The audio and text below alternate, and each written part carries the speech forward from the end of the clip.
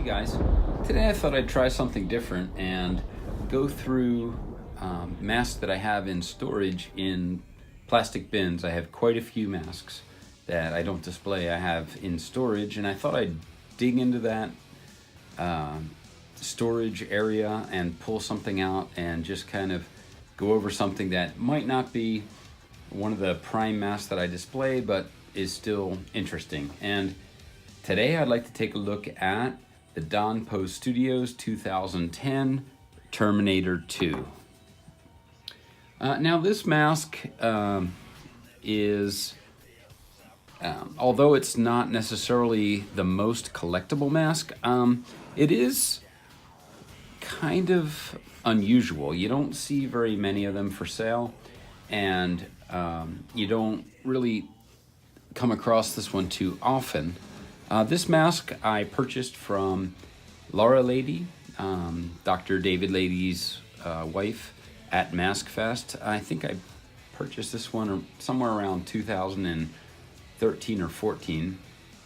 And at the time when I purchased this one, she thought that it might be an unreleased prototype mask, but in fact, as Dr. Lady, David Lady confirmed to me, it is actually a mask that was offered. As far as I know, this Terminator 2 mask was offered only in 1 year, 2010. And here you can see the 2010 Don Post catalog showing this mask from Pete's website at the Devil's Workshop. Thank you, Pete. And as you can see, this was in that year, in 2010, shown as a full-page feature of this mask. And as you can see, this mask is very interesting in that it is a half mask. And so you can see that the actual mask stops here, and there's a hair application that's in a mesh material that goes sort of at a 3/4 level, but actually the mask itself stops here as a face mask or a half mask. And it's very interesting because it's a vacuum formed plastic mask underneath, showing I guess in Terminator terminology, the exoskeleton of the Terminator, and it's pretty accurately done according to the movie sculpt of the character.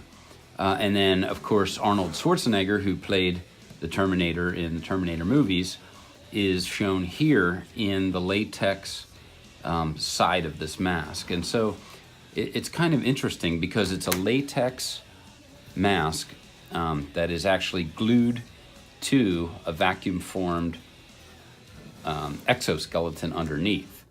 And that exoskeleton, it goes completely under the latex. You can see it here peeking out, and it's silver painted, and it's pretty well done. And it's kind of an impressive thing. The latex is completely overlaid on top of this vacuum-formed exoskeleton, and this vacuum-formed plastic goes right back to where the latex ends here. One thing, and I'll show you the catalog photo again here.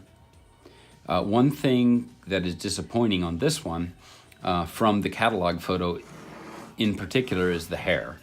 And so in that catalog photo, it looks pretty close to Arnold Schwarzenegger's actual hair, but as you can see, this is jet black plastic or nylon, whatever the material is, hair. It's really of a poor quality. It does not look like the catalog photo. It doesn't look realistic. It doesn't look like Arnold Schwarzenegger at all, unfortunately. But the rest of the mask, I think, is pretty good. It looks pretty much like Arnold Schwarzenegger and the Terminator character. But what's interesting is, as far as I can see, and somebody can correct me if I'm wrong, but I believe this is actually the wrong side of the character that is exposed as compared to what is in the Terminator 2 movie. And so here's a screenshot of the Terminator 2 character with as played by Arnold Schwarzenegger, and you can see that the exposed exoskeleton is actually on the right side of the face of the character, but this mask has that exposed section on the left side. So from what I can find, I really can't find any screenshots from the movie that show this exposed section on the right side.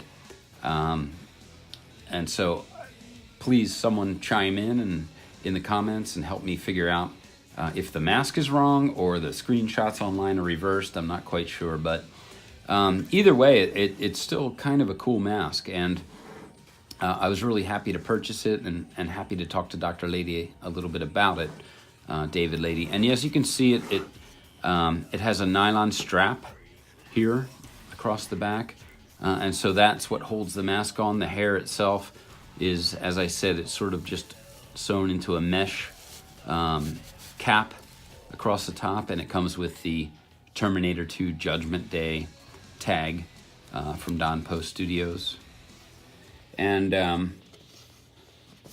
think I just think it's interesting. You really don't see too many of these. I think I've seen one other one for sale ever. It's from 2010, which is somewhat late in the Don Post lineup. As everyone knows, Don Post 2012 line was the last year for Don Post. And as I said, I just wanted to take a look at a mask that comes out of my deep storage and normally wouldn't get too much attention, but I thought I'd feature it because I do think it's a neat thing. And if you can find one, I would pick one up because I think they're kind of unusual and kind of scarce, if you will. Maybe not rare, but they're kind of scarce and hard to find. So that is the 2010 Don Post Terminator 2. And as always, thank you for watching, guys, and we'll see you next time.